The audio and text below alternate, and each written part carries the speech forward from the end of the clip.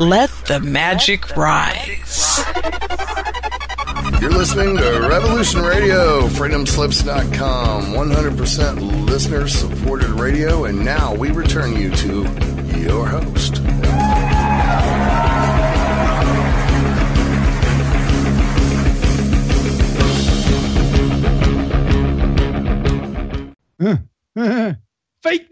Fake news, very, very fake. This is London Calling. My family and I.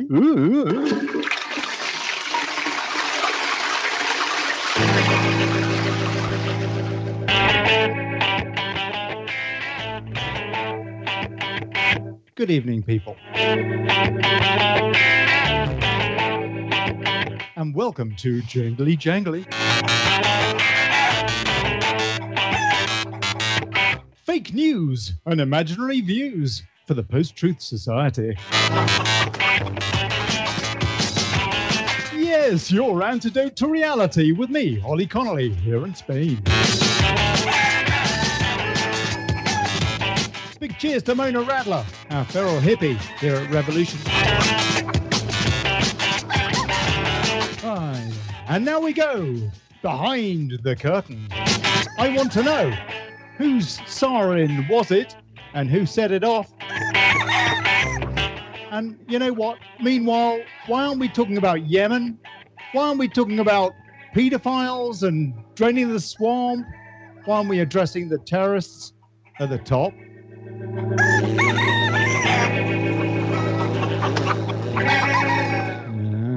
Talk Radio's Graeme Sutherland here to help us peek through the cracks.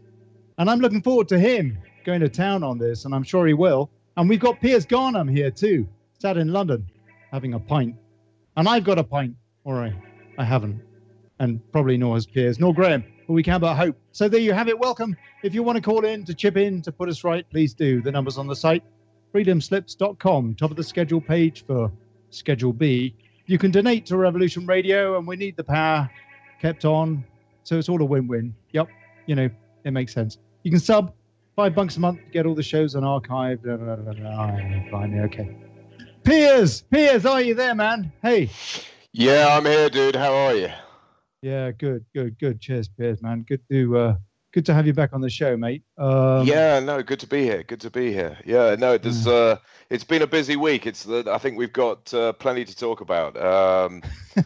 Yeah, it's been a crazy week, absolutely crazy. You know, I think everybody can feel a palpable degree of kind of insanity right now. I think most people, you know, they have that splinter in their mind that Morpheus talks about in the Matrix. You know, it's like, you know, you can't quite put a finger on it, but you know intrinsically that something is not quite right. You're talking about instinct here. But we are not allowed to use our instinct. I go through red lights all the time and the missus, you know, ticks me off. But I think people we are denied allowing our instinct. That's one of the biggest problems we have, is this human race. Yeah, man. I mean, like, you know, we are force-fed a diet of propaganda and indoctrination. And, you know, we're so wired into the system that people just cannot literally. I mean, I'm hoping that this is what we're going to discuss tonight, you know, behind the curtain, as the title, is just how badly controlled we all are, you know, and our sense of reality is so skewed, you know, that you know, the foundation and bedrock of our mental landscape is completely gone. You know, it's like everything we've been taught, you know, anything that actually matters or means anything has been a lie, you know, and we are basing our entire existence on a kind of a bed of lies, and this is obviously something we can dig into with Graeme, you know. We're gonna. What this week, is there anything particularly that stuck out for you? Well, I love the fact that Trump seems to hang out, or there seem to be a lot of Rice people in the media at the moment. You know, whether it be Suzanne Rice or Condoleezza Rice, or it just seems to be a lot of Rice what did Condoleezza people. do? I know about Susan Rice. She went she went and met with Donald Trump the other day, and I'm not entirely sure why. But all part you of know, the same club. Suddenly Trump seems to have changed tack on Syria. You know, I mean, they seem to have been like, let the Syrian people decide. You know, who's going to. That's I'm sure we're going to discuss this too with Graeme, but that is a bit of a worry, isn't it? I mean, he now sounds just like his predecessor, and indeed all of them. I mean, with regard to Syria, he's basically saying, yeah, let's go for Assad. And I think how do we know it's not Israel? I mean, really? I mean, when it comes down to brass tacks, surely they're prime suspect number one, or the US, a false flag, just another military-industrial complex, shenanigans to pursue war and make a lot of profit. Well, as we know, we were told in advance, by what's his name, that general Wesley. Yeah, exactly. We were told by Wesley, what's his name? Snipes.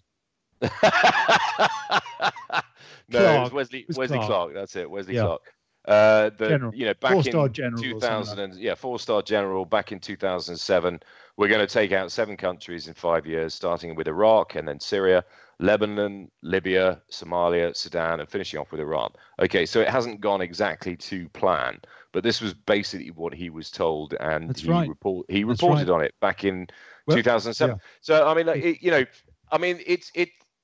what people have to understand is that the people that control everything are basically sticking to this recipe. They're still trying to pursue this goal, and they will use literally any means possible, and that they honestly don't care about whether or not they kill children or innocent, any innocent adults or children. They don't care. As long as they just see that as collateral damage, and as long as they can pursue their overriding agenda, and that is Piers, man. I saw this awesome sign on the London Underground, a picture next to a tube map on a carriage. It's obviously on the Underground, and it says, "Warning: over 3/4 of the UK press is owned by billionaires. This includes the Metro and the Evening Standard. They're propaganda, not news. Please read with caution and inform yourself independently." I saw that too. I don't know whether it's real or whether it's just a sort of staged, thing. But I think that might be real. It looks pretty well. It could be Photoshop. I mean, somebody could have stuck a plaque up on the tube that said that. I mean, it's absolutely bang on. I mean, you've got George Osborne editing the Evening Standard now. I mean, George is he was the Chancellor of the Exchequer, so he was the equivalent of the finance guy. So you in the States, you just like get the latest guy that ran the Fed or Morgan Stanley or whatever. We get somebody who is probably a property developer or was involved in PR, something like that. And we put them into the most important economic job in the country. So, yeah, carry on, Piers. This bloke, yeah. He's now... he's equally qualified. Ironically enough, George Osborne was at St. Paul's School, boys' school, in the same year as a lot of people that I know. And I know people that used to sit next to him in class. And really? Yeah, really? Seriously. And really? Was he playing with his ruler? Well, his first name is a lot of people don't realize that his first name is Gideon. And even when he was sort of 15, 16, sat at school, he was sort of pontificating about the idea of becoming Prime Minister of Great Britain. Yeah. So was his mate, what's his name? David Cameron. David Cameron. Yeah, no, I mean, all these boys... They used to call him the little Prime Minister when he was a kid. Apparently. Yeah, so I mean, and actually Gideon used to say at school to his friends, well, Gideon's an unelectable name, it sounds wrong, My middle name is George. I will be George Osborne because ultimately that sounds eminently more electable than Gideon Osborne. And so even when he was a teenager, he was sort of coming up with a strategy. He was very self-focused. Yeah, well, he was part of the Bullingdon Club at Oxford, and that sort of super elite club with the Rothschilds and all the rest of it.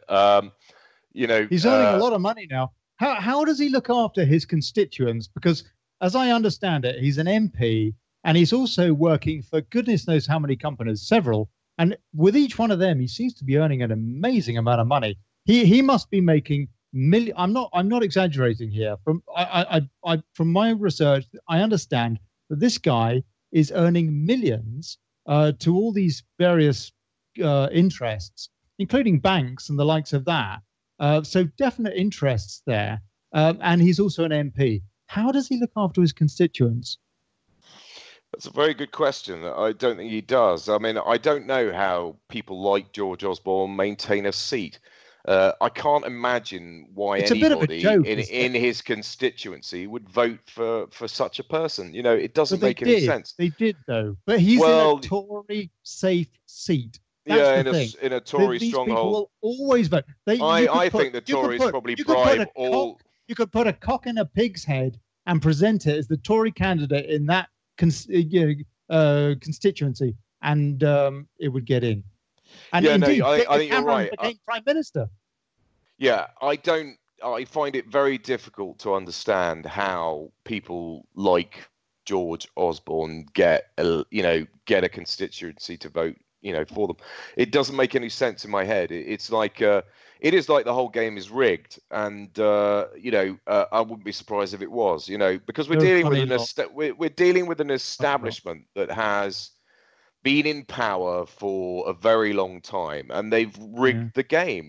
We're talking tonight about behind the curtain stuff, which is way up my street. So I'm really happy about that. It's like we can delve deep into the reasoning behind why the system is the way it is. They've got the whole thing rigged. Do you think Susan Rice is guilty? Yeah, of course she is. I mean, like, what do you mean? Come on, of course she is. But you think she might... Well, I think she's guilty. I mean, I think Trump is right. I think, but in the same way that Hillary Clinton is guilty of a multitude of sins, but she's so powerful and well connected and has. The thing is, we don't know because these people are never put on trial. Well, because they're so powerful and well connected. We certainly suspect it. Well, yeah. No, I mean, I think it's I'd go as far as to say that it's a given. It's just they've bribed and involved. It does look very dodgy, doesn't it? So basically, she was tracking all of Trump's circle and looking to see who he was talking to, and that alone is sinister, is it not? Well, I mean, I think we're all aware now that in this day and age that everybody's spying on everybody.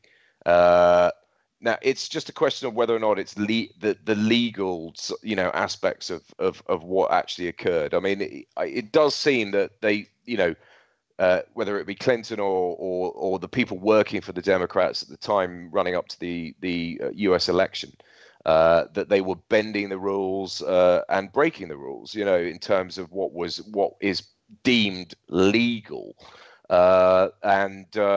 Yeah, I mean, you see a lot of headlines out there at the moment, sort of saying, this is bigger than Watergate. That might be hyperbole, but at the end of the day, it does look like they were prepared to bend.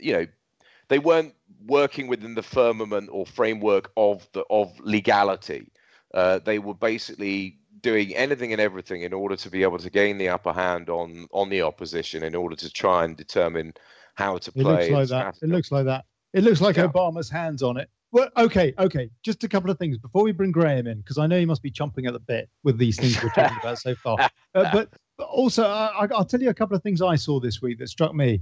One of them was this story, cyborgs at work, Swedish employees getting implanted with microchips. Now, this is on the Telegraph, the Bildergraph, as I prefer to call it, seeing as they seem to, love the Bilderberg group. But all part of the establishment, mate. Yeah, the injections have become so popular that workers at Epicenter hold parties for those willing to get implanted with these, RFID chips. And so that's really being promoted, and that's going on in Sweden. Sweden is in the news too much these days, I would suggest, for the wrong reasons. But I don't really want to get into that right now. But I mean, I'll tell you, they seem to be at a crossroads, that country. Anyway, carry on, Piers. Yeah. Well, no, just that David Icke was talking about people being, injected with these chips years ago. He said that the globalists and the New World Order people, have a plan to put a chip in everyone, and so they can monitor where they are. It's literally like, you've got GPS. They don't need it now. Everybody's got phones. Well, yeah, no, well, that's true. It's that's actually true. the same thing, really, isn't it? It is, but they still want to be able to keep monitor and trace everybody. I mean, the way it's going to go is that if you don't have a chip inside your hand, you won't be able to withdraw cash. You won't be able to pay for anything. You won't be able to do anything. And this is the way legislation is ultimately going to go. Society. Yeah. You won't be able, the way you'll pay for things is to wave your hand like a wand over things.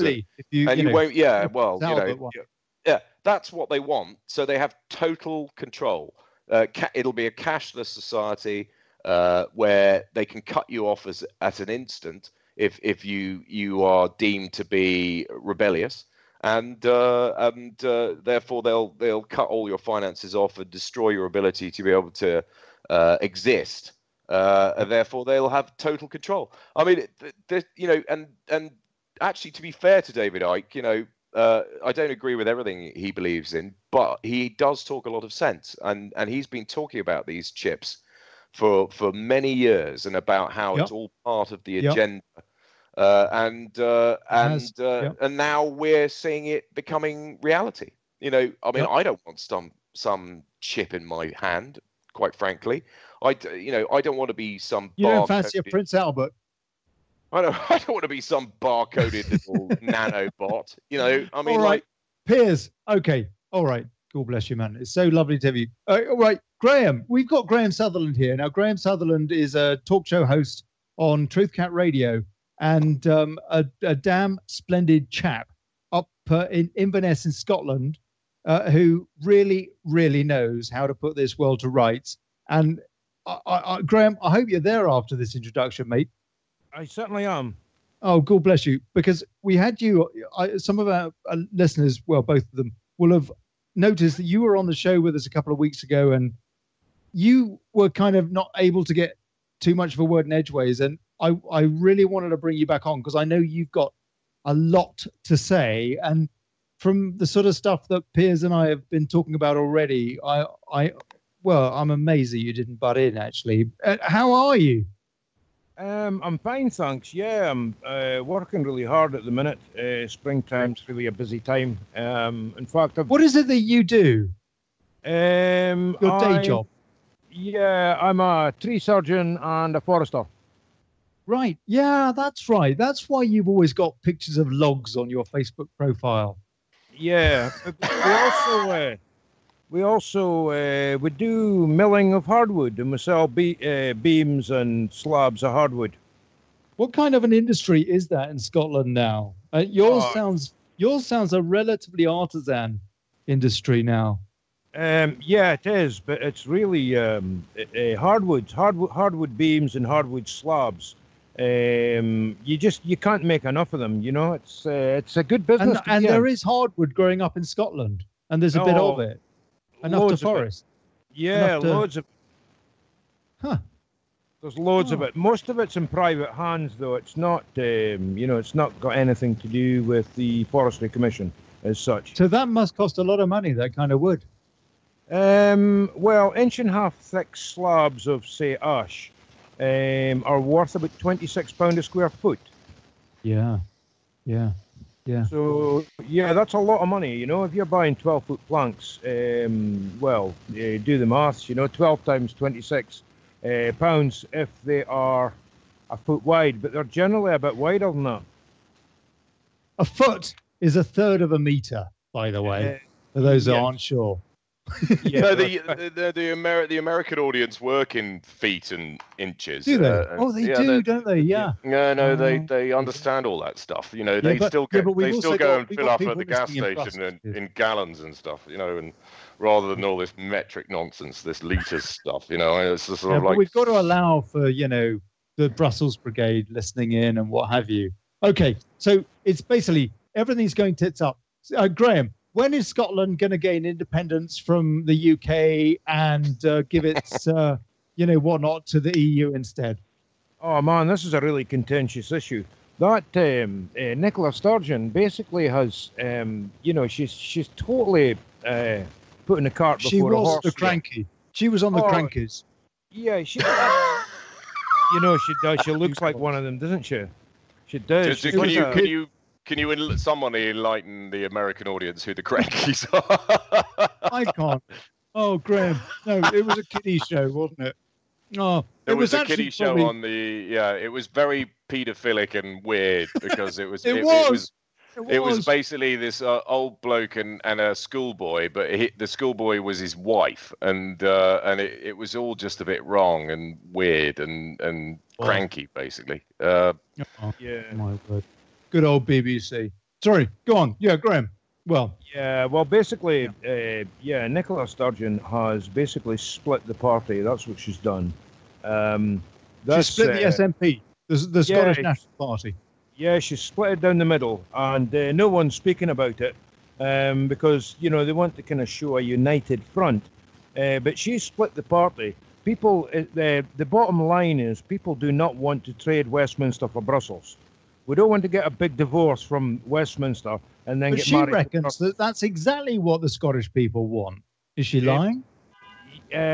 She is deluded. She's brainwashed.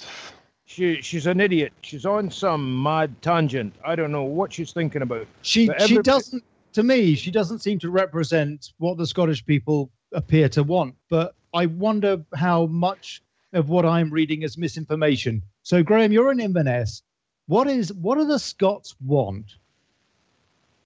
I'll tell you what the Scots want. They want independence from Westminster, and they want independence from Brussels. That's what they want. They do not want to be part of the EU. They don't want to. I mean, a lot of them like the concept. I mean, it's it is a good concept. It's the same as communism. It's a good concept. If they want independence from the UK, then why didn't they vote for that? Well, the vote was... What was it? 46 to 56 or something like that. 44 to 54, something like that. Yeah, that's right. It was a huge scam. There was voter fraud, widespread voter fraud. Really? Yeah, for sure. It was identified in about 5 or 6 different areas. Clear video evidence of massive voter fraud. Piles of yes votes being counted as no votes. Yes, it was a huge scam. There was another thing as well. I didn't read anything about that, but then I suppose that's not the sort of thing you tend to read about. Well, there was another thing as well. There was some of the voting stations were really questionable. They had for instance, down in the central belt of Scotland, where most of the population actually live, they were using an aerodrome, a huge aerodrome, as a voting station, and it was almost because it's so big. It's a disused warehouse, basically, a huge disused warehouse. Because it's so big, the independent adjudicators said it's too big. We don't have the staff to cover all of this. It's too big. And we suspect it was set up this way. That's what they said. So it was what do you mean? Huge... For what? Well, the motive being what? The motive being to cheat the people who vote yes. But what do you mean, Graeme? So they used a big aerodrome, and then said they couldn't use it and went to a different venue, or No, they used it was like a hangar. It was basically a huge aircraft hangar, and this is what they used. This is what they used for a voting station, and the actual polling booths were all like spread out, massively spread out, and a lot of them were like right in the middle of a huge space. So getting a CCTV on them was pretty much impossible, because you'd have wires trailing about all over the floor. Remember, we're talking about a hangar here, very, I don't know, maybe 10 meters high or something, to the eaves. But even the independent adjudicators, these were foreign people with no axe to grind, said, this is a ridiculous place to have a voting, polling booth system in operation. It's too big. It can't be monitored. I want to ask you. Sorry, go on, Piers. I always suspected that the Scottish referendum was rigged. But do you remember David Cameron had a conversation with the Queen, and apparently he was telling his mates that she cooed, in appreciation that they. That's right. He told Michael Bloomberg that. Yeah, that they when he went to New York. Secure. He said that she cooed and then she had an orgasm. You see, so maybe the poison mushroom, I think she just cooed, is actually maybe talking sense, in the sense that, as Graeme has just sort of suggested, that Scotland want independence from Westminster and the EU. I mean, it's interesting, is it not, that there have been further exploration in terms of oil off the coast of Scotland. Just recently, there's been a big discovery, and they believe that there could be some massive reserves off the coast of Scotland. Apparently, there's a load in the Clyde as well. So apparently, Heseltine covered up a load in the Clyde. I heard about just today. I read that. Yeah, exactly. Which could mean that Scotland, as an independent nation, could be very wealthy. In the same way that Norway is. Well, maybe they can subsidise the English, because it has to be said that the English have been subsidising the Scots, Graeme. It's not fair all round in a way. I think I don't think that's such a big issue. I'll tell you what I do think is an issue from the English perspective. The English have no representation no direct representation in Westminster. I'm not pointing the finger at you here, Graeme. I'm just saying it's frustrating. I think there's a lot of frustration with the so-called democratic system in the UK. There's a lot of ironing that needs to be creased out, but it's not entirely fair for the peoples of any of our nations right now. No, that's right. I get that. I totally get that. I've heard that point before, and it's a very valid point. They're quite happy, well, generally speaking, they're quite happy with the United Kingdom, because they're kind of like, they're sort of the hub of things. It's like a protection. It's like a big shield to the elite, isn't it? The UK. It doesn't necessarily do so much for the people. I mean, I guess we've got slightly better trade, boundaries between us, but trade is a big problem, isn't it? Sorry, go on. I genuinely think, the idea of democracy is a bit of an illusion. I mean, it's. But having said that, I think they tried to rig the UK referendum to leave the Brexit thing, and I think they actually tried to rig that in the favour of stay, but I actually probably believe that the vote was far more unanimous than to leave. Really? Than we're actually being told. So do I. Because I do believe that people are beginning to wake up, and they are beginning to understand that democracy is an idea that is not really fully realized. We are kind of led to behave in a certain way, and you can apply this recipe to the other side of the pond as well. In the States, what do you think the true figures would have been really for the for the referendums gone for both of them? For the Scottish referendum on the UK and for the British referendum on the EU? What do you think the true figures were, really? I think I would say about 75% in both cases. Yes to be independent and yes to Brexit.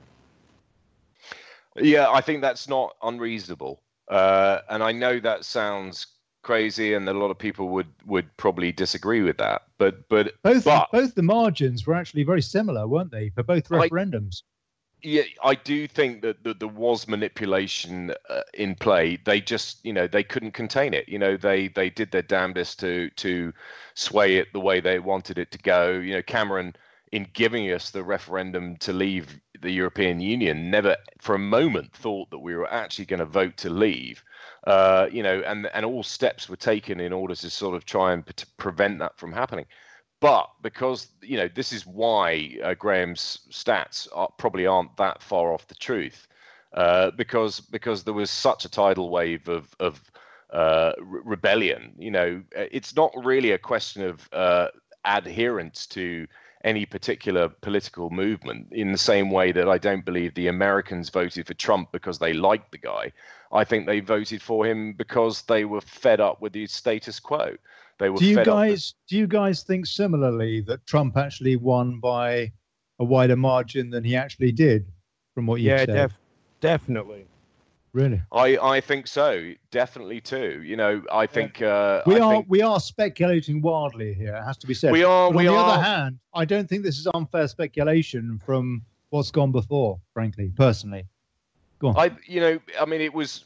I woke up on the morning of Brexit and I was, I voted to leave, and it's not because of the idea of freedom of movement within the EU. It was more to do with the financial implications of what the EU represents. It's about the corporatization of Europe and the homogenization of Europe. To me, it's about giving way too much corporate control. It's about dissolving the borders and creating one giant super state that can be sort of lassoed to the states and with with trade agreements like the Transatlantic Trade Investment Partnership. That was what I was against. It wasn't about this. I agree with all that, by the way. And I wasn't bigoted and xenophobic about people and the movement of people. That was never the reason why I voted to leave. It was more to do with the financial hegemony that's being created in the EU and the fact that that was what I voted against. And they wanted to lasso the. Mind you, I don't appreciate my own culture being homogenized, at least without my general consent either. In the same sentence would say, I don't agree that other people's cultures should be bombed out of their homes either. But sorry, carry on, Piers. Yeah, but what I'm basically, you talk about the migratory problem, the refugees, the migrants. We have gone in and systematically bombed the crap out of their countries, killing indiscriminately. And a lot of them are fleeing, the atrocities. And obviously, the moral and ethical thing to do is to give people safe harbor in the Western world, especially because we are largely responsible for causing a lot of the problems that exist in their countries in the first place. So the moral and ethical thing to do is to give them safe harbor. But that also plays into this recipe whereby, if you start to dilute the identities of national states, whether it be Italy, Germany, Spain, Portugal, France, wherever these people tend to go, you have a giant influx, Germany, of people from a very fundamentally different culture and society, where the thinking is fundamentally different from liberal Western European thinking, and you start you start to dilute the national identity of any given place purely by this approach. So you can be seen to be moral and ethical and offering people safe harbor from war-torn zones, but at the same time, you're also helping to expedite the process of homogenization by introducing volumes of people that radically think, fundamentally and radically. Well, the thing is, Graeme, you tell me. It seems. Thank you, Piers. Thank you so much. I totally agree. It seems to me the problem is that we're in an exercise of demographic engineering, as opposed to an organic process, which is natural and probably will take its course. Of course, it would take its course. But instead of that, we're just pushing a bulldozer through everybody's culture. And I think you might have something to say on that, Graeme. Well, yeah, I think the bottom line is with the EEC and whatnot is you can't. We're tribal. People are tribal. We live in groups. We live in groups because we like our own kind. We do. We generally like our own kind. We are tribal people. The idea that you can somehow get into some sort of union with people 3,000 or 4,000 miles away to form a super trading bloc or whatever. It's just idealistic. It's a romantic illusion. What happens is corruption creeps in exactly the same as it does in democracy and in communism. Greed and corruption always comes in, and you get basically it just rots from the top down. The EEC, the bottom line is the European Economic Community, the precursor to the EU, the economic trade bloc. The red tape and the rules and regs that came over from Brussels, like a tidal wave of just absolute bullshit, was just unbelievable. We've got to remember the fishermen. The fishermen are throwing tons and tons and tons of fish back in the water. Tell us. Yeah. Now, okay. Yeah. Sorry. Carry on. The fishermen. No, this is very close to my heart, I'd say. Carry on. Yeah. This is absolutely crazy. There's fishing quotas, so they're only allowed to land a certain amount, and they invariably catch more than the quota. So they have to dump dead fish back into the sea rather than take them ashore and sell them off cheaper or whatever. Now we're not talking about a few fish here. We're talking about thousands and thousands of tons of fish dumped. Yes. It's absolute lunacy. Actually, Hugh, do you know that really, cook, Hugh Fernley Whittingstall? He actually he made a whole program that was aired on television about this. That's right. And actually, I have a great deal of respect for Hugh Fernley Whittingstall, even though he was at Eton and is sort of almost part of the club. But I'm sure there are some nice blokes that went there. Yeah, no, there are. I know one or two. They're all slightly deranged, but they are basically decent chaps. I mean, but yeah, Hugh made it his personal mission to question the EU fishing policy and went to the EU and interviewed a lot of EU representatives about the fishing policy. It's crazy. It's crazy. What did they say? What was the excuse for throwing back fish that we could eat that wouldn't be wasted? I mean, okay, hopefully other fish eat it when it goes down, but the fact is that it's basically waste. The quota system's wrong. I mean, at the end of the day, if you catch more than you're anticipating, you land that catch and then you're capped. They do it basically to stop you catching more than a certain amount, so that there's no incentive to be, if you like, greedy. It's all about. It's a quota system. It's just a simple, legislative, bureaucratic quota. Which has no bearing on the reality of the situation. The guys go out with their nets in the North Atlantic. Why are the politicians getting involved with people's trade in this way? Because they're all on the corporate payroll. They are worried about overfishing, though, aren't they? Well, they said they said the basis for it was to prevent overfishing. Yeah, but which is an oxymoron because you cannot calibrate how much you catch. They have all these modern gizmos on board these fishing vessels.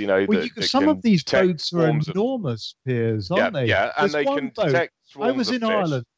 I was in Ireland a couple of years ago, and I remember seeing some boat or other, and it was huge. And some bloke said to me, that fishing boat there will catch what about 100 fishing boats would have caught 10 years ago. Just 10 years ago.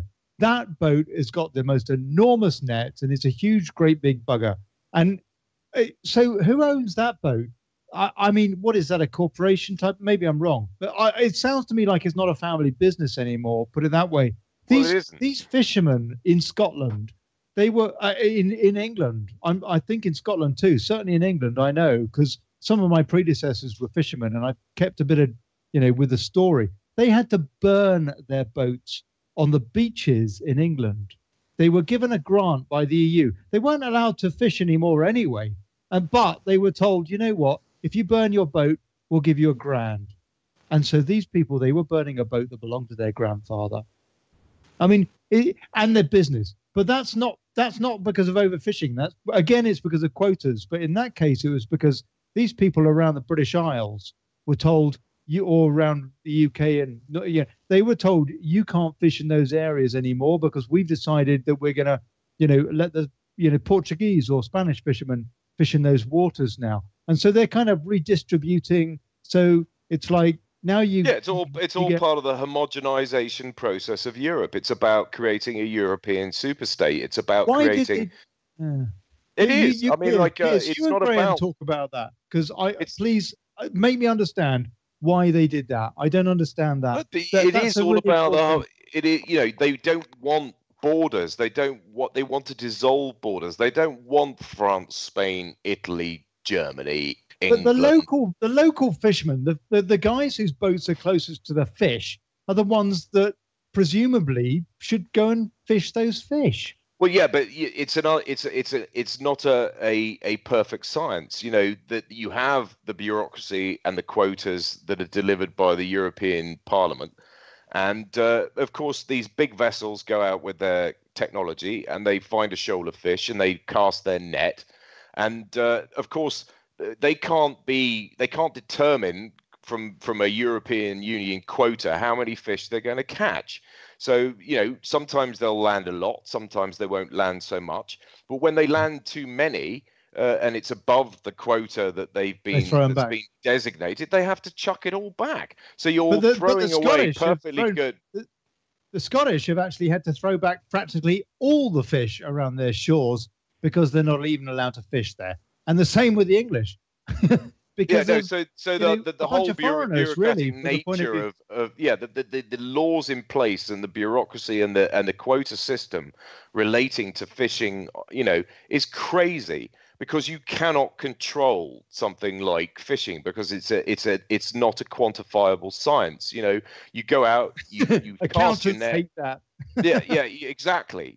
And what is Brussels? It's just a bunch of bloody bankers and accountants. Saying this is your quota and you cannot exceed it. So of course, you've got, but a lot of the fish that they catch are not the sort of quality of fish that there's species of fish that are that achieve less at market in terms of value. However, the meat on these fish is just as good, realistically speaking, and it's very difficult to differentiate, but. You have a premium on cod, a premium on haddock. You have a less of a premium on things like coolie, but ultimately the fish, the meat on the fish. Coolie's a rubbish fish. It's not actually. It's not. Compared to cod. No, it's not. But you see what the quota system's wrong in the sense that what they should be doing is if they land an enormous haul of fish. They should, take them all to market, and then they basically have to sort of sit in port for a few days until they can then go out and fish again in order to sort of fulfill the quota system. The way it's orchestrated at the moment is fundamentally wrong. you can't deny people their livelihoods. But at the same Graeme, surely the Scots are chuffed. I mean, the Scottish fishermen, they must be chuffed at Brexit. Oh, well, they are. And, the fishermen, they had their own lobby, they had their own campaign and everything on the go. You won't Did they? Yeah, they were really I never knew that. Never saw any of that. They were Fake firmly behind the whole Brexit thing. They've been jumping up and down for years about this ridiculous fishing quota system. Some of them set fire to their boats. Some of them must be tiny now. The fishing industry in Scotland must be tiny compared to how it was 30 years ago. No, what's happened is Aberdeen was the biggest fishing port in the UK, right? And then the oil industry came along, and they were paying a lot more. Basically, they were prepared to pay a lot more per square foot for quayside developments and whatnot. So what happened was the whole fishing industry moved north to Peterhead, which has got a natural harbour, fantastic, huge natural harbour, bigger than Aberdeen. So Peterhead is now the biggest fishing port in Europe. Right, blimey. So the Scottish fishing industry has been doing okay. No. Anyway, would you say? It's been doing very well. And I'll tell you what's happening. The Scots are quite canny. There's always a way around an impasse. There's always, there's more than one way to skin a cat, as we say. I know, I've got a friend who's a skipper. He's got his own boat. And what they do is they basically, they fill their boat and they sell their catch to Russian Klondikers away out in deep sea, hundreds of miles offshore. So they sell their catch to the Russians, and then they catch their quota and land it. That's how they get round it. Really? Oh, that's brilliant. That's brilliant. So it's a bit of free trade going on.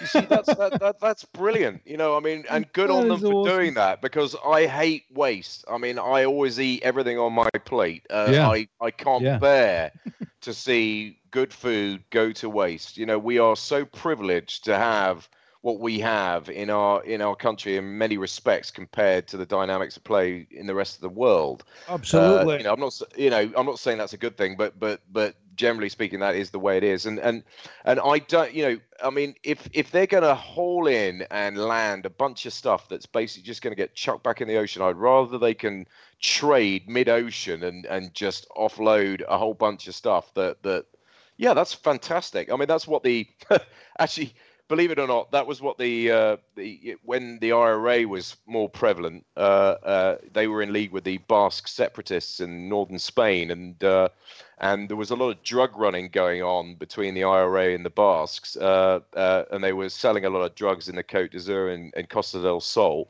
and using the proceeds from the money they made from the drug sales to pay for the Spanish fishing fleet to go to buy the rights to fish off the coast of Ireland, and then the Basques would then go out in their trawlers into the Atlantic, meet with the Libyans, would then get a bunch of arms and then go fishing off the coast of the Irish coast, where they'd meet with the Irish fishing fleet and give sell them the arms that the Libyans had given the Basques.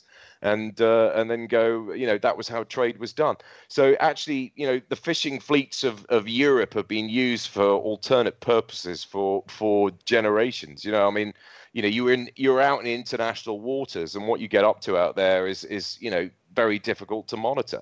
So the IRA were actually achieving a lot of their arms caches through the Libyans and the Basques, because the Basques could buy the rights to fish off the coast of Ireland through their drug business. Yeah, that's right. Sorry, go on, Graeme. Carry on. Go on. No, I was going to ask you. Well, okay, no, carry on. Sorry, I'll ask you in a minute. I was just going to say, when I was a bit younger, I was offshore a couple of times, working on the rigs. Because back in the day, it was quite easy to get a job there, and I was staying in Aberdeen at the time, and of course Aberdeen's the sort of Houston of Europe. You know, all the oil companies are there. Anyway, we were working offshore, and there was virtually no health and safety back in the day. There was no health and safety at all. And speak about drugs, wow. You could get anything on the rigs. And the guys, I remember seeing them sitting in the mess room, you know, after a shift, racking up lines of coke. And they used to shuttle back and forth on they're meant to be safety vessels that go round and round the rig. They used to use converted trawlers, just basically keeping an eye on the rigs. But what they used to do was they used to drop the lifeboats, and they used to shoot back and forth, and you know, buying and selling all sorts of drugs between the rigs. That's the way it used to be. Wow. Wow. Yeah, absolutely. There's a whole off the book business that goes on out at sea that the people would never realise. I mean, you know, of course there is. I mean, you know, the oceans are full of vessels. Law based on maritime law or something? Well, what does that mean? I know that's a slight tangent, but for sort of offshore purposes, that is a bit of a tangent. But for example, is our identity not based on maritime law or something? Yes, our legal system's based on maritime law. Why is that? There is a reason. That is a kind of, it's actually a similar principle, isn't it? A kind of a getting away with it kind of a principle. Yeah, it's all to do with the East India Company and the sort of trade that went on back in the day during the days of British Empire. You know, I mean, so much trade. You know, we had one of the greatest sort of fleets of vessels, you know, trading vessels that were going around everywhere, and the East India Company was extremely powerful and had the lobby of Parliament and the royalty. You know, I mean, it was you know, and the rules were bent constantly. I mean, there's been a series on the BBC quite recently all about this,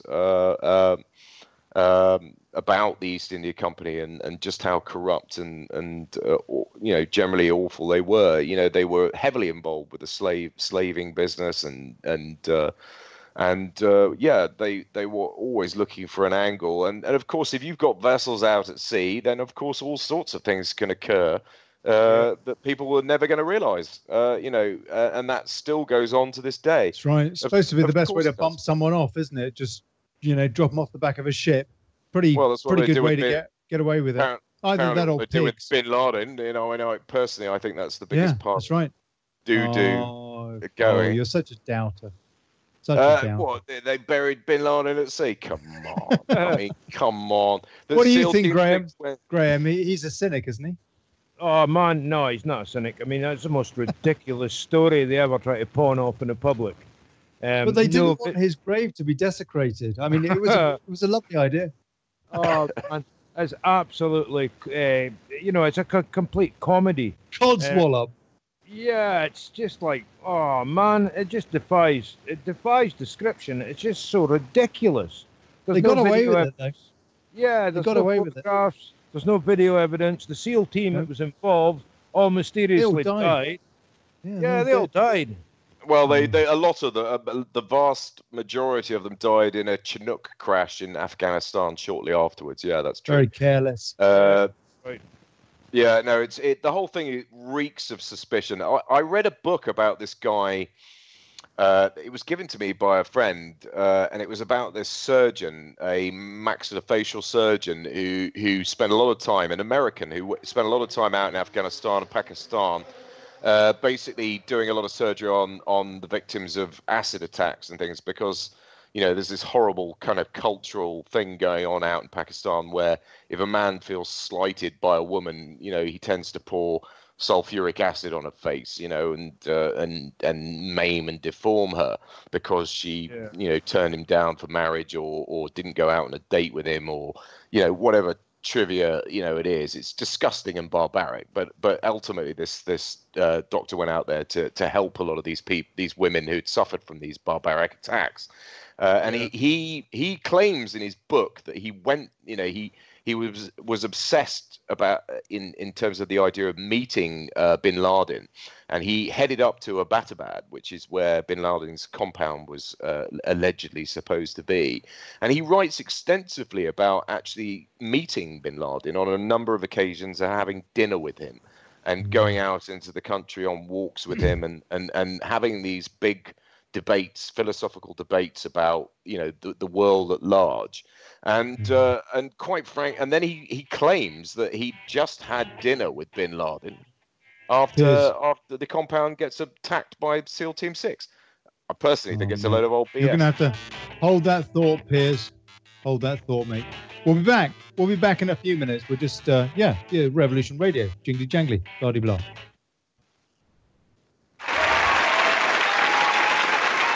Yes, we're back. Yes, Jingly Jangly. Oh, hi, Olly Connelly here. We've got Graeme Sutherland from Talk Radio Land and Piers Garnham from JJ027 Land. And we are here talking about, we're putting the world to rights as usual. And the other thing that happened this week, the big thing that happened this week was that Sarin attack in Syria. We saw the pictures and they're awful. And we've heard the commentary. And it seems to be pretty much biased. It seems to. This was Trump.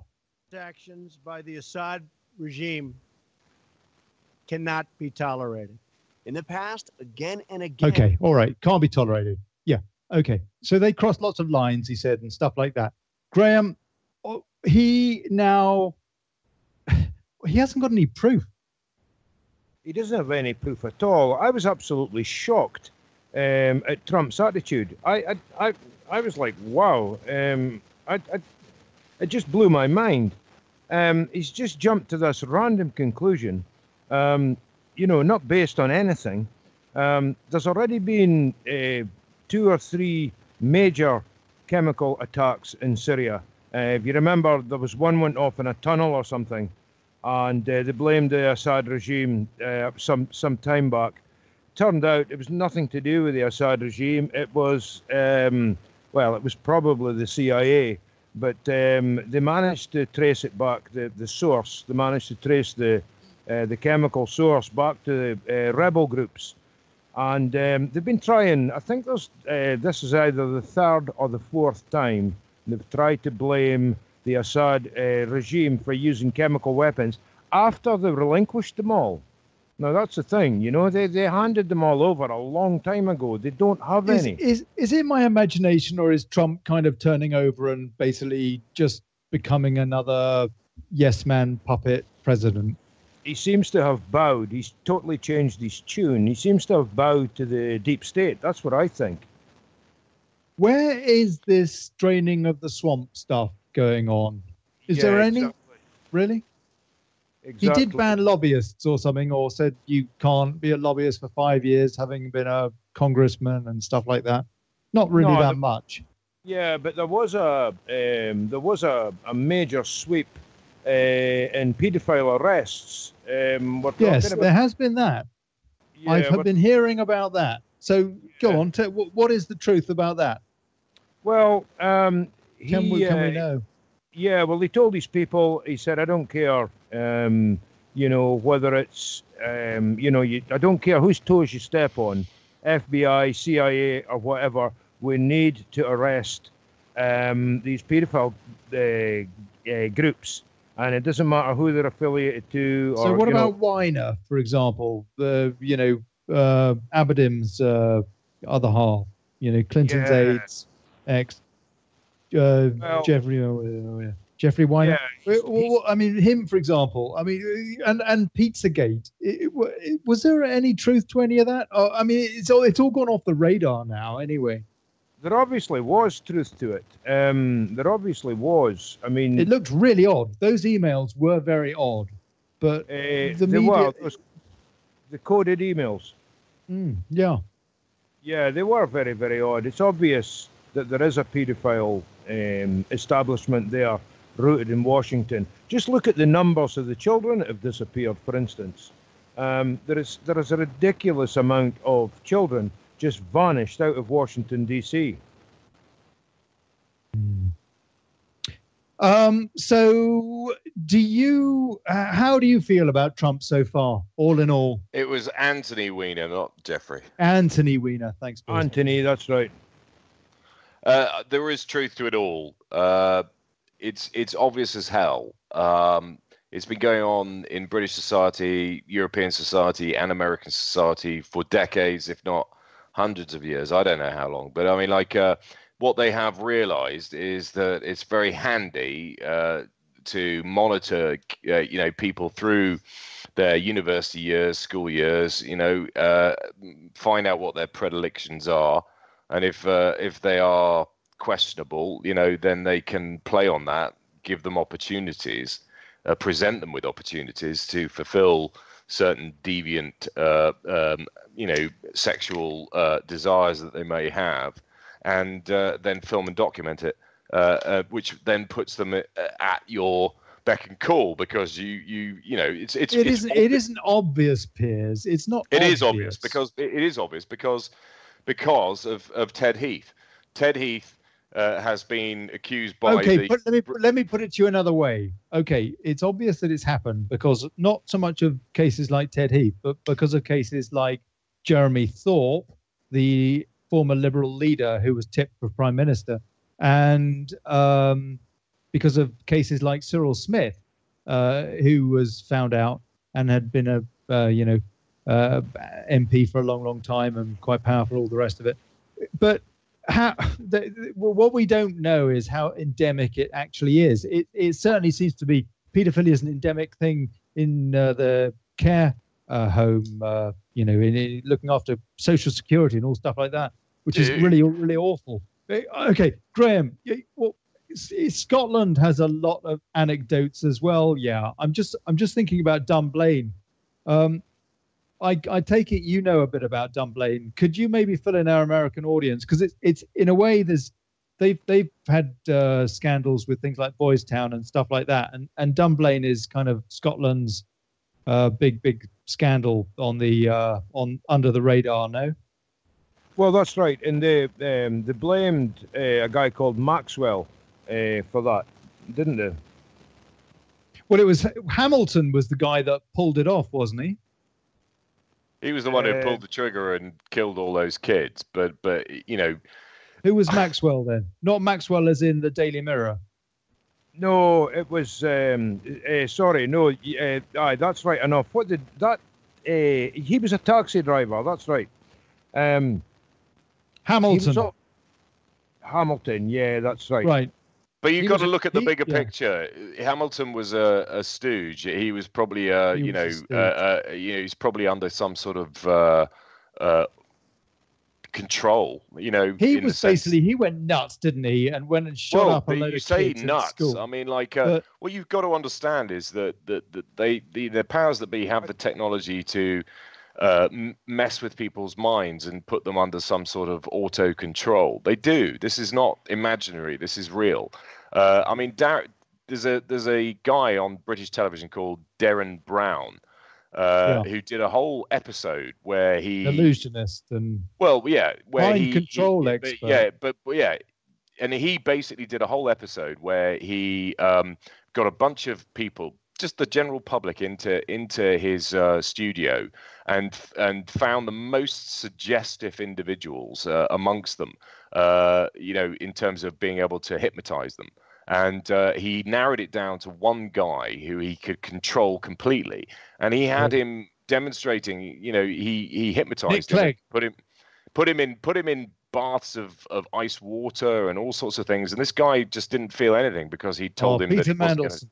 But he trained this guy to kill someone, and this guy pulled. They had a trigger mechanism. He was going to see a woman in a polka dot dress sit in front of him, and there was a suitcase in a theatre, and he was going to, you know, open the suitcase, pull a gun, and shoot the guy on stage, which happened to be Stephen Fry, and Stephen Fry was in on the gambit, and was rigged with all kinds of squibs to make it look like he'd been properly shot. But this guy they interviewed this guy after post this event, and he pulled the gun and fired at Stephen Fry, and as far as, you know, everybody was concerned, this happened, and he had absolutely no recollection of it afterwards, and that was because Darren Brown had programmed him to think that way. And when you watch films like things like the Bourne Identity and all that sort of stuff, these guys are programmed. They are programmed to behave in a certain way, and there are trigger mechanisms that they can orchestrate in the programming of these people. And who's to say that Trump hasn't been affected by this very recipe? You know, he, as you say, he's been you know, what he was preaching during the election campaign is fundamentally different from what he's actually standing for now. That was the case with Obama as well, though. It has to be said, and all of them pretty much. Well, it could be either that, it could be either a bit of brainwashing, or it could be just, you know, because they've got so much shit on these guys that they don't want it coming out in the public domain. You know, Obama, a lot of people think Obama's gay, that his wife's, you know, not really, you know, never gave birth to their daughters. I mean, to be fair, the daughters do look like Barack I think that she's actually Barry Manilow. and it's their Bermuda Triangle. What's her name got lost in the Bermuda Triangle, and he's anyway. Yeah. But what I'm trying to say is the level of manipulation that can occur is way more sophisticated and deep than the vast majority of people are even capable of comprehending. You know, they may read about this stuff in the world of conspiracy, but actually this is fact. You know, they can control people. MK Ultra. I mean, it's all pretty. Well, that all plays into the recipe, and people are some people are very suggestible. I mean, you could argue that they use this but they use these tactics, and they use blackmail. Who do you think are guys? Who do you think are the most powerful examples on this planet where this has been used, where this kind of mind control? I mean, for example, do you think Hitler was, or maybe Tony Blair? Wasn't he called Miranda at college? Didn't he have? No, he did. It wasn't he done. He was at school or something as well. He actually went to a boarding school in Scotland, which is which is rife with stories of paedophilia and that's right. You know, one of the house was done. Gordonston, I think. No, he didn't go to Gordonston. No, that's where Charles went. Yeah, that's where. Yeah, Charles. But you see, I mean, there's this film that's just been out in the cinemas called the Viceroy's House, which is all about the last Viceroy of India. You know, overseeing Mountbatten. And Mountbatten. Well, he was reckoned to be another one. Well, he was. You know, I mean, a lot of people Some people reckon that's why he got blown up. Exactly. And there's a good joke about it. It's like, oh, how did you know that Louis Mountbatten had dandruff? Because they found his head and shoulders on the beach. Sorry. But all right, well, that's a pretty poor joke. But no, he was. A lot of people. There's a lot of evidence to suggest that Louis Mountbatten was a pedophile, and that he liked to fiddle with little. Why do you boys. say that, Graham? Why do you say that? Because he was the one who introduced Jimmy Savile to the royal family, and Jimmy Graham, Savile. What do you reckon? Yeah. Oh no, Mountbatten was he was an outed paedophile years ago. It's just accepted that he was a paedophile. Exactly. But hold on a sec. Come on, that's not an argument.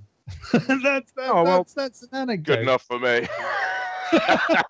No, fake news. No, fake news. Imaginary views. Sorry. No, there was several things over the years, going right back to the 60s. There were several things. He was implicated and accused there was kids came forward and said, yes, he also abused us as well. And they were paid off. They were bought off. And, Really? Yeah, they were paid Didn't know off. that. That's back in the 60s. Yeah, late 60s. And then it was all quiet for a while. And then later on in the 80s, someone else came forward and said that Mountbatten had abused them. And they were on TV and stuff. And then they suddenly disappeared off the radar. No one knew what happened to them. It basically disappeared. So they were either bumped off or paid off, one of the two. Now, Mountbatten was he was a known paedophile. Yeah, he was, and I wouldn't be surprised if it becomes such an issue that they decided to bump him off and blame it on the IRA. I mean, like Jimmy Savile was introduced to the. Oh yeah, sorry. Go on. Jimmy Savile was introduced to the royal family through Lord Mountbatten, and Jimmy Savile is a known pederast who, I mean, basically and the reason why. Oh, the reason why Jimmy Savile was never was never brought to rights during his life was because he was basically a pimp procuring children to the elite, I mean it's obvious when you look at it. This is what was going on. He was, I mean these are the reason why. I mean, look. You look at Jeffrey Epstein, for crying out loud. The guy was working for Mossad. Mossad. How do you know that? Well, I don't know for certain, but the evidence suggests that he was, he was set up to be rich, and to be successful in business. Hold on, okay, come on. No, what evidence? So he could buy. But let's face it, he's a nasty piece of work. He was done as a pedo. And he also had a big court case kicked out, which implicated Prince Andrew. But we don't know that he worked. But Olly, we know he's dodgy. We know that Clinton went to his island. Both Clintons went to his island. She did 6 times. Andrew, he did about 24 times. Yeah. And he threw on the log to Express. They got footage on that island. The basically his island was rigged with camp. Where is it? It's not in my inbox. I've been looking for it. The Mossad and the CIA basically had Epstein, Epstein's island rigged with cameras, and there is plenty of footage of. That's a good theory. That is a good theory. It's not a it's a theory. But it's a theory. But it's at the end of the day, they were filming, the Clinton, Bill Clinton or Prince Andrew, basically having sex with underage girls or boys or whatever was their predilection, and they've got all that footage. They've got it all. They've got all that footage, and so they've got So what you're saying is it's a control grid. Yes, that's basically the deal. And so Epstein is a puppet, a surveillance puppet. Yes. Well, he is a pervert, but he's a useless but he's basically a bait. He's bait. Yes. To get people in line. He like knew you mentioned earlier about people in Oxford, called Miranda and swanning around in I don't know what, and they are caught out for their predilections. They shouldn't have to be caught out for their predilections, but they are. Because for whatever reason they feel bad about it. Well, they promote them. They deliberately promote them because of their predilections. Because it makes them. And that is what Tim Fortescue, Ted Heath. He comes up again. Ted Heath, his chief whip, and no funny choice of words there. He said that we'll look after these. These MPs. They come to us. They might have a little bit of a problem. Maybe with little boys. Or something like that, and we'll help them, and they'll be forever in our debt. In other words, they will always vote with the government, and that is how they oil the rails of democracy. Graeme, is that pretty fair rap? Yes, it is, but you're missing out. We've been speaking about this for a while now, and you've missed. Well, we've all missed the elephant in the room here, and the elephant in the room here is. These people are all heavy-duty occultists. They all belong to cults of Molech and high society Babylonian cults. They all do. They're all steeped. Yeah, they're all we're going for it. Piers was salivating at the prospect of this. So I'm just going to let you guys carry on between you and listen in admiration. No, Graham's absolutely right. There is a huge occult element to the establishment. You see, we have to start going into the realms of what reality is all really about.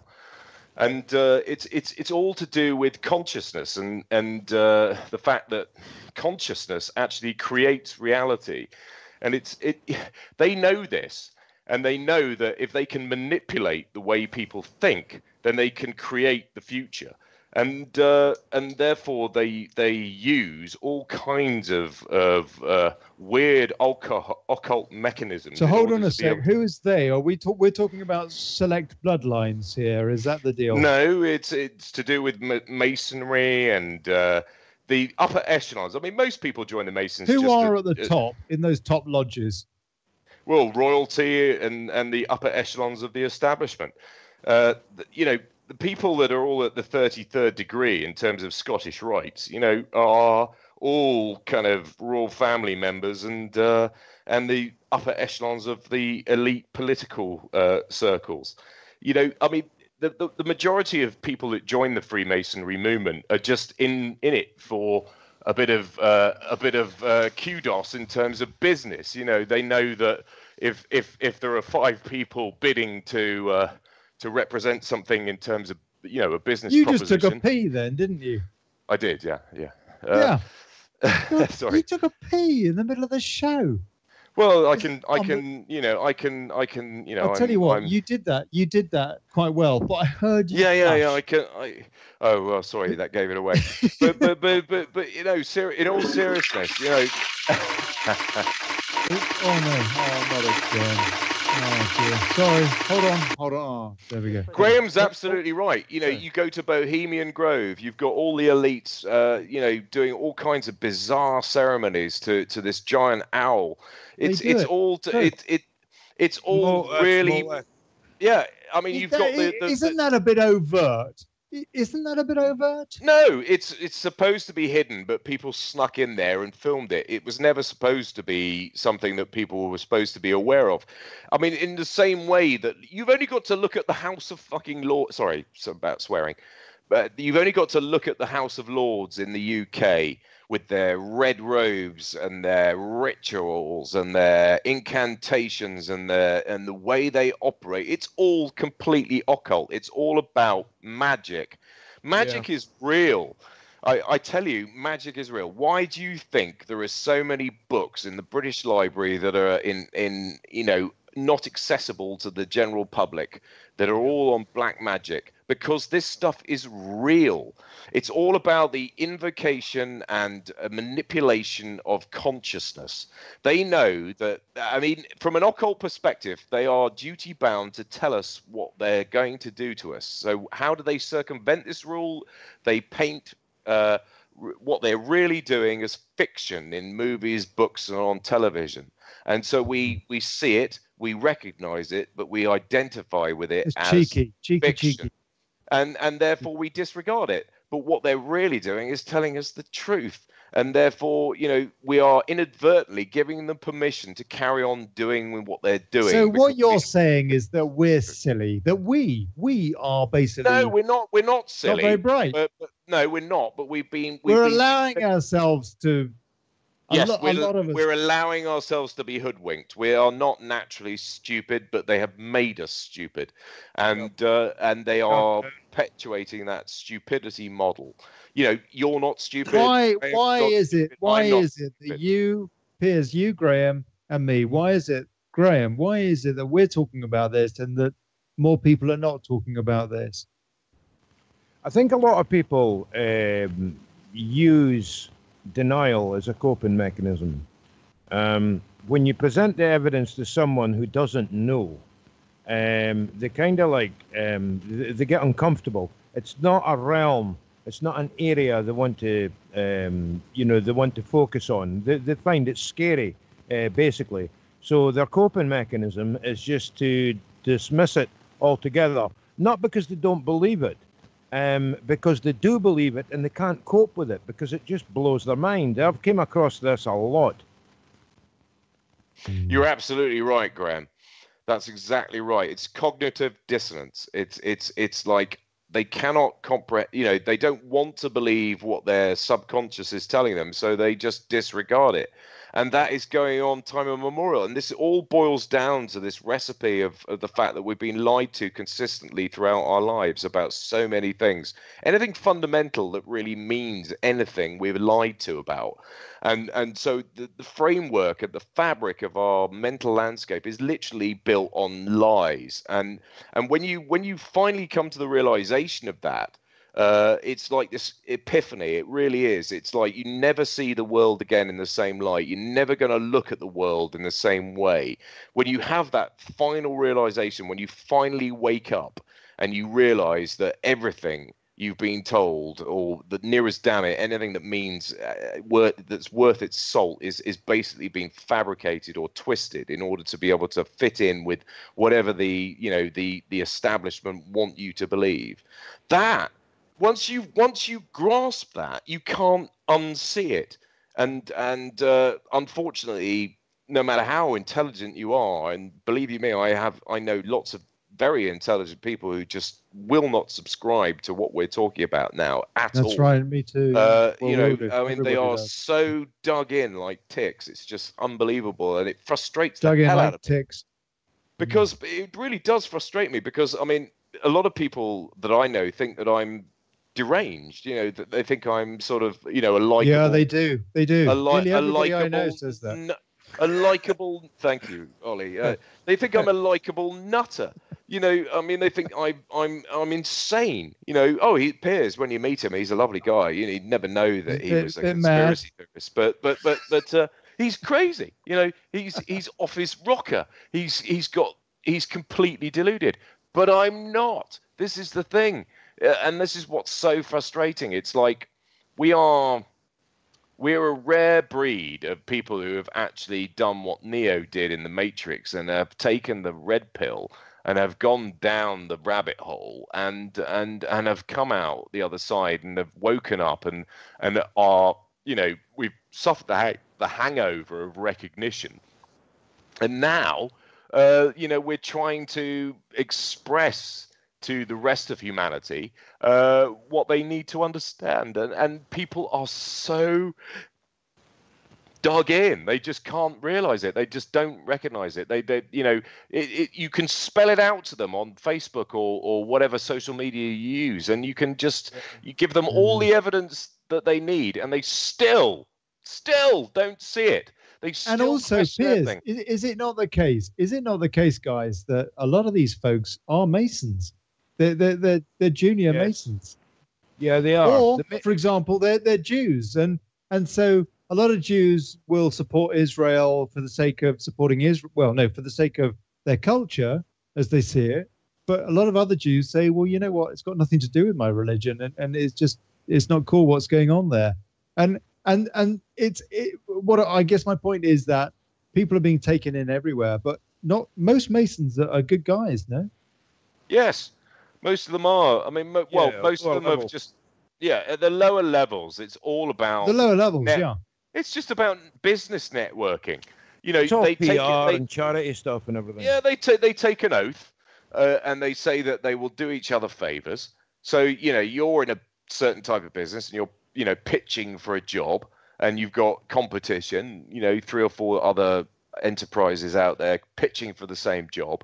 But the guy who's offering the business is a Mason, and you're a Mason, and the other 4 people pitching for the same role aren't. So because you're Masons and you've got the funny handshake and you're probably holding each other's willies or stuffing fingers up each other's bottoms or whatever they do, they do business with each other because they are duty bound to serve the order, and therefore you get business premise. You get you're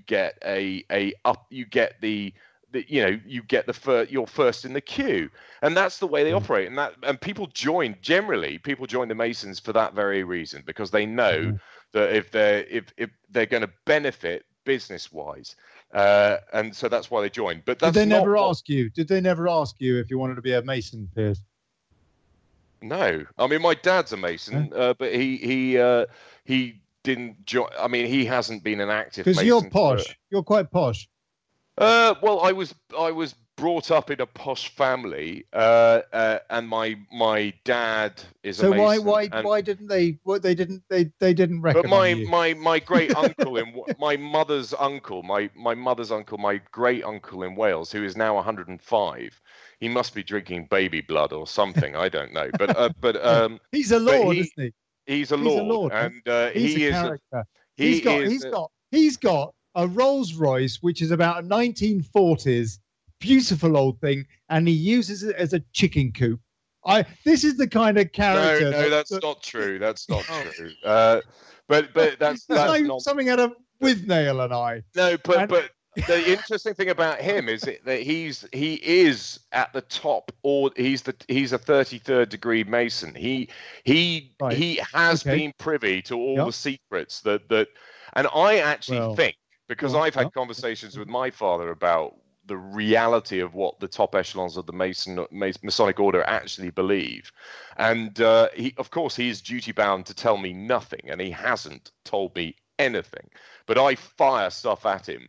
And he is like, this is your 105-year-old. No, this is my dad. But my father spent a lot of time drinking whiskey in the boudoir at Bedrudden. With Jeffrey, who is a 33rd degree Mason, and because they're both of the Masonic Order and have taken the same vows, I think my father probably was privy to a lot of information that perhaps he shouldn't have been given, because my great uncle maybe chose to divulge this information to him.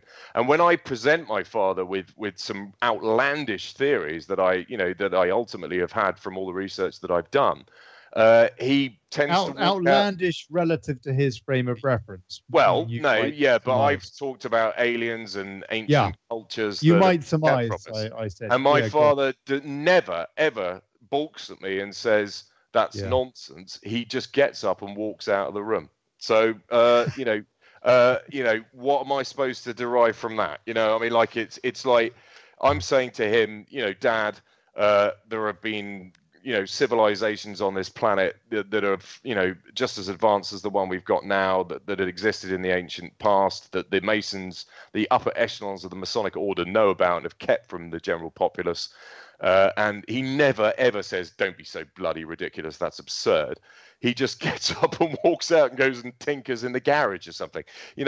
It's like I said to him the other day, I said, I know for a fact that the upper echelons of the Masonic Order are harboring secrets about the ancient past and the fact that we are not, our progenitors do not derive from this planet. And I know that sounds crazy, but that's what I said to him. My genitals came with me. Did my father go, don't be so that's preposterous, don't be so stupid? No, he didn't. I mean, I've mentioned the fact that there was another planet in the solar system, to him, and he seemed to know about that and alluded to the fact that he knew about that. The fact that there was. Graham? Do you think that's? Hold on, Piers. Sorry, what level is your dad as a Mason? Because he's not like I can't believe he's a major senior. He's not an evil character. He's just a bottom scum dweller. Pond scum. Okay, nothing. but you reckon he? Okay, Graham. What knowledge do you think? What is your experience here? Were you ever? They never asked me. I think they looked at me and they thought, no, probably not. Well, no. I've had 3 different friends over the years try to get me to join. Really? Wow. Yeah, and they do it in a funny way. They don't invite you to join.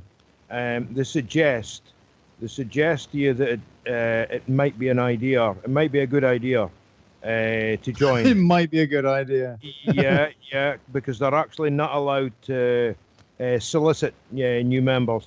Anyway, we've already made the point. That the lower levels, it's all concerned with business and commerce and helping each other and stuff like that. As you get higher up, it gets more and more sinister.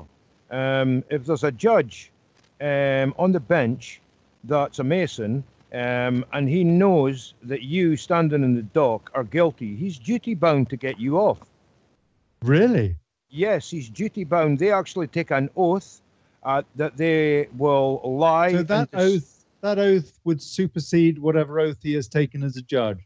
Yes, I've put that question to my father, and he balked the question. I've said to him, "What question?" The oath that they take as in the Masonic Order supersedes the law of the land, and he tried to make light of it and said that that's not true. But it is true because they take a vow on pain of death. My father has told me nothing about Masonry, nothing. And I have just fired endless questions at him, and all he does is walk out of the room. And a lot of the stuff that I brought up, which is highly contentious and very conspiratorial, or could be deemed so, he never says, no, that's nonsense. He just walks out of the room. He goes and tinkers in the garage or goes into the garden. And your dad is a social. I know your dad, and he's a social bloke. He's not like he's a he's a lovely guy. And if he would talk, wouldn't he? He would have a chat. Well, I think he wants to, but he can't because he took the vow. He has been true to the order. He hasn't told me anything. Why is it that we still have a level of secrecy in a so-called democracy? And I mean that goes to show the power of the pyramid, I guess. No. Yeah, well, they get offered the opportunity of advancement in career and business, as long as they adhere to the order and do not ever speak of this, whatever it is that goes on within the order, and they don't. I mean, my father has never said anything to me. This is all supposition on my part, but I fire questions at him, and all he does is walk out of the room. So what am I? I have a very close relationship with my father, and an honest relationship with my father, and a good relationship with my father, and I posit questions to him that he is simply not in a position to be able to answer. But he never balks or disagrees or says what you're saying is nonsense. That's what's interesting. It's because it's what he doesn't say that's interesting. I can posit everything. Graeme, what were you going to? You were going to say something there as well. Yes, I was. I was going to say when they get to the 33rd degree level, they actually take a really heavy duty, very somber initiation, which is basically Luciferic in nature, and they've got to renounce Christ at the 33rd degree level, and that's what it's. That must be a pretty big leap for the average Mason, because presumably the average Mason, at least in days gone by, would have been a Christian. A lot of them are Christians. A lot of them at the lower level are Christians. In fact, I know of a minister who got to the I think it was the 23rd or 24th degree. He was also an accountant. He was an accountant and a Church of Scotland minister. And if you're an accountant, if you work with finance and stuff, you will. And if you're a minister, you will get promoted. They will promote you through the the various degrees. They'll, someone will put you forward. However, he renounced masonry at that level, and he was told, he couldn't leave. You can check out any time you like, but you can never leave, sort of thing. But it's a known fact that you take a Luciferic initiation at the 33rd degree. Now, the Masons, there are groups above the Masons. We're talking in terms like, the top of the pyramid is the 33rd degree. It's not. The Masonic pyramid only goes as far as the 33rd degree. However, there are 13 secret degrees above the 33rd degree. There's the secret degrees. And these are all heavy-duty occultic degrees that take you right up to the 46th degree. Now, it's interesting that Aleister Crowley, he was initiated... Aleister Crowley. Yeah, Crowley was initiated straight in at the 46th degree because of all these knowledge of, occultic magic and spells and all that sort of thing. But there's actually 17 separate identifiable groups, 17 separate identifiable groups above the 46th degree in Masonry. And this is the Bohemian Grove, and this is the Illuminati and everything, and the Palladian Society and whatnot. So who's at the top? Who's in the top? That's what we need to know. Politicians and royalty. Well, there's that, and then I personally believe that there is an off-world element to this. You know, that this is all tied in with the ancient, tied in with the ancient past. The fact that there were other habitable planets in our solar system that got destroyed, and there were refugees that ultimately ended up on Earth, and then messed with the hominid population of Earth and created modern humanity. It's getting bigger. It is. It's getting much bigger. I mean, and they are still in league with these beings, and that is the ultimate control system. I don't believe that David Icke's right in saying that they're all reptilian, shape-shifting, kind of creatures. I don't believe that, but I do believe that there might be reptilian creatures that they have been doing business with, and that do have a sophistication that enables them to control the ultimate elite within the human population.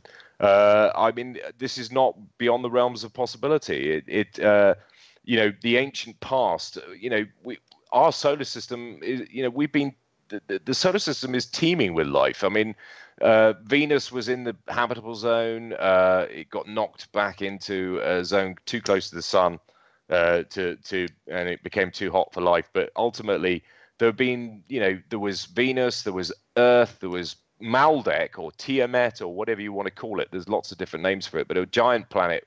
And Mars was the moon of this particular body. And there was an ancient war, 500 million years ago, which knocked the hell out of this planet, which became the asteroid belt that now sits between Mars and Jupiter. That was a planet, and now it's just a body of debris that sits between Mars and Jupiter, which is known as the asteroid belt. Couldn't we do that with George Osborne? But they know about all this. He'd make a lovely orbit. Anyway. I know it's out there, and I know that those that aren't initiated. It is out there, Piers. It is out there. But hey, look, I mean, don't get me wrong. I'm not saying I'm not. Graeme, what's your take on that? I mean, this is difficult for people to understand. I wonder if they need to, in order to see that things are wrong and that we need to change things. Well, but listen, we're talking about suppressed history as well, aren't we? Yeah, listen, we are talking about suppressed history, but I think it's important to point out the fact that these occultic groups, as I said, there's 17 identifiable groups above the 33rd degree Mason. In other words, when you get to the 33rd degree, there are another 17 identifiable groups you can go beyond. Now, these groups are heavily into sorcery. They're all about sorcery. They're all about summoning up demons and, dark entities and all this kind of thing. Yeah, now, who are those entities? They are trans-dimensional ETs that basically... Listen, this is the rub, okay? This is the rub. They are known to be compulsive liars. They'll give you a really grandiose, elaborate stories about coming from planet Zog and all this kind of stuff. And the next time you summon up this same entity and speak to it, and you've maybe only spoken to it a few weeks ago, it'll completely give you another story. It's almost like they are default liars. They just tell you lies, and they will forget. They are more intelligent than we are, but they don't seem to have very good memories for details, because they've been found to be compulsive liars, and they'll give you a completely different story. And of course, they're always really convoluted, and you think we're talking about actual people here? No, I think we're talking about interdimensional beings, aka demons. Yeah, but I actually think that what you're describing as demons are what most people or David Icke would describe as the reptilians or the Draco. Yes. They are a fourth dimensional race of beings, because it's all to do with karma. You graduate at certain junctures. The universe gives you the opportunity to graduate beyond the realms of what we live in now in three-dimensional Earth. We have our five senses. We have a limited scope of reasoning and understanding, living on Earth now, but we have the capacity to be able to graduate into a different realm of understanding, where our level of understanding encompasses far more than what we can perceive on Earth. And these beings have reached that level, but they've reached a level of understanding in a negative format. And they are the ones influencing our. They are the ones, when you look at Game of Thrones or something, and the witch in Game of Thrones who will carry out atrocities, like burning children at the stake or whatever she does in order to be able to invoke her demon overlords to carry out whatever she wants them to do. There's a lot of evidence to suggest that these creatures feed energetically off humanity's negative energy, and one of the reasons why war and human suffering is perpetuated by the powers that be, for all kinds of spurious reasons, which we've touched on already tonight, with Syria and all the rest of it. One of the reasons why they doggedly perpetuate war and human suffering is because their overlords feed off it, and therefore the only way they are going to stay in control and power is if they continue to feed these entities that ultimately can coexist in our reality and their own, and can flip between the two. But humanity gives them this energetic. This is why paedophilia is so rife. This is why the Catholic Church orchestrate on an almost sort of industrial scale paedophilia, because kids haven't got the same karmic build-up that adults have. They're relatively innocent. I mean, if you believe in in the idea that we reincarnate, which I do, then you are carrying a karmic burden from your previous life. However, as a child, you are still karmically relatively unburdened, and because of our free will and our life plan, you're given a life plan. If you stick to it, then you're going to not gain any more negative karma, but we have free will, which ultimately means we could deviate away from our life plan. You are going to build up negative karma as you become an adult because of the things that you've done. Kids don't have that. They haven't built up the same, they haven't accrued a whole bunch of negative karma, and therefore when you abuse a child, the energetic release from a child that hasn't, why do you think the Muslims cut themselves and beat themselves, or why do you think? I have no idea. It seems to me a very silly thing to do. Quite careless. But because they know that they can work negative karma off through self abuse. That sounds like a lot of nonsense. No, mate. it's not. It's not. It's all to do with this. You're saying that flagellation is a good thing. I'm saying that it's a form of occultic magic, in the sense that if you're trying to negate your negative karma, if you self-abuse, you are playing into the hands of these transdimensional entities, and you are feeding them. They're all about death. But that's my point. That's why they shouldn't do it. I mean, they just shouldn't do it because it's silly. I mean, it's like, why do you circumcise your kid or FGM or whatever? I mean, why do you do any of that? I mean, all of it is silly. It's actually monstrous. Why do you think Catholic priests and nuns never always get away with the abuse that they carry out? Because they're told to do it. Graeme, you answer that. Right. Okay. I'm gonna go right. I'm gonna jump back a couple of. God bless you. Yeah. Sentences. I just don't buy the whole past lives reincarnation thing at all. I think it's idealistic, romantic hogwash. It's also, it's idealistic, romantic nonsense. Here we go. That's what it is. It's absolute nonsense. It's appointed for mankind to live once and to die. That's it. That's all we've got, you know. Oh, you're right. He's a harsh Scot. I'm not saying we don't have an eternal soul. Of course we do. We are spiritual beings having a human experience. Well, isn't that the same thing?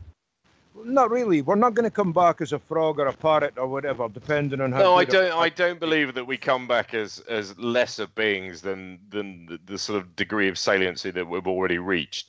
I think that would be counterintuitive. Well, we're speaking about the you know, the upper levels, the Masonic degrees and everything being That's a bit, right. you know, occultic and sinister and evil and stuff. Yeah. But this is the central part of the Luciferic teaching. This is what they're all about. This reincarnation thing. In other words, you know, there's no consequences to what you do. It doesn't matter if you kill someone or whatever. It's fine, you know. Oh, but it does, doesn't it? Because apparently you're supposed to be learning in this. Yeah, but why is it they're obsessed with abusing kids as opposed to grown-ups then? Do you not think there's some extra worth in the abuse of children as opposed to grown-ups? That has something. It's the essence of Satanism. Abusing but it's children. also got something to do with the child's innocence and the value of innocence and the potency of innocence. And if you produce a lot of adrenaline as well, don't they? I mean, there's all that horrid stuff apparently. Yeah, but adults produce adrenaline too. Do they? I don't know. I'm sure we do. Yeah. No, but I think the nature. Yeah, no. Children's blood is obviously purer and less contaminated, and what they do is the torture. Prince Philip always goes for the kids. That's what I've heard. Yeah, the torture of children, and the whole idea is the blood gets amped up with endorphins and adrenaline, and it's highly addictive. Once they've tasted this stuff, it's like an elixir for them. It's more addictive than heroin. They keep coming back to get more and more and more of it. But this is the very essence of Satanism. Killing children and abusing children. They are innocent souls. It's the ultimate in evil, if you like. And it's an essential part of their worship. They're not just random perverts. It's an essential part of the whole Molech thing. The whole cult. Who was Molech? A Babylonian demon god. Right. Why do you mention him? Well, because they worship him and they have effigies of him and they worship him. I mean, I'm on the same page as you, Graeme. It's just that I believe that fundamentally the whole kind of process of abuse that goes on is all to do with feeding their transdimensional overlords, and it has got to do with your karmic status, and kids are ultimately, you know, far more innocent than grown-ups, and therefore, you know, if you abuse a child, the energetic release, the loosh, it's called loosh, the energy that they produce, you know, is far more potent, and the Catholic Church prescribe this, and the reason why their priests and you know and nuns get away with so much heinous torture of children is because they are feeding their overlords. They just found, just as an aside, they found that convent, wasn't it, in Northern Ireland just recently, and there were loads of children that had been buried in the drains and in the cellars, and dozens or hundreds, I think actually hundreds. And they were in a septic tank. Yeah, it was unbelievable. And if you look at the that story is just gone now. That story's gone now. I mean, hundreds of kids were killed by, you know, nuns. Yeah, and if you look at the bone, if you look at the bone fragments from the remnants of those children, they have all kinds of horrible marks on the bones that look like these children were tortured. And all right, let's just we've only got 2 or 3 minutes, guys, and how it is understandable, is it not? It is understandable, Graeme, that people do not want to even think about this. Yeah, it's a horrible thing to think about. You know, when you think about something and discuss something, you've got the image in your mind, and to have the image in your mind of torturing a child, it's disturbing. It is. It's disgusting, and this is where the cognitive dissonance aspect comes. We are into being play. sold paedophilia though now, aren't we? We're being sold it. Absolutely. They are trying to make it. I mean, for example, there was this thing in Cosmo magazine the other day, and they were saying how now they reckon it's sexist for a man to make a woman have an orgasm. and they had pictures of women orgasming in this, dramatizations.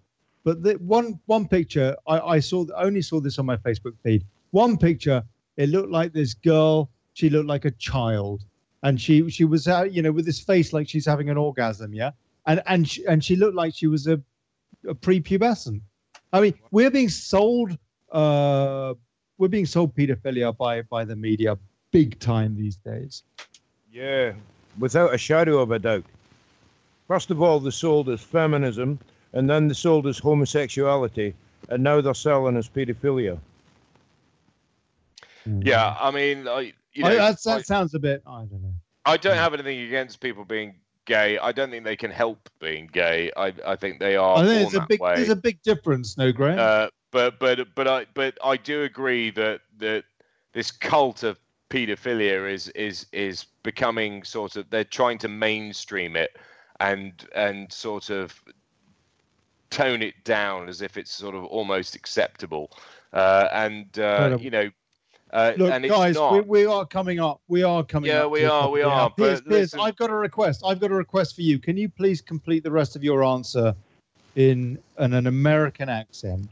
And this is a request that's come into the station from Really? one of our wonderful listeners. Yeah. No way. Oh my God. Okay, listen. At the end of the day, man, you guys have been listening to what we've been saying. I mean, Christ, does this not resonate with you in some kind of way? I mean, this is real. We're not talking about fake stuff. This is. Oh dear. Oh dear. You know what that means? It's the end of the show. Came to the end of the line. Thank you so much, Graeme. Thank you. Piers Garnham, God bless you. Lovely to have you. And everybody, thanks for listening. Olly Connelly here. That was Jingly Jangly. This is Revolution Radio. We got Mike Harris coming up. Short end of the stick. God bless you. Thanks, guys. Thank you. Cheers. Okay, cheers. Good night, man. Nighty night.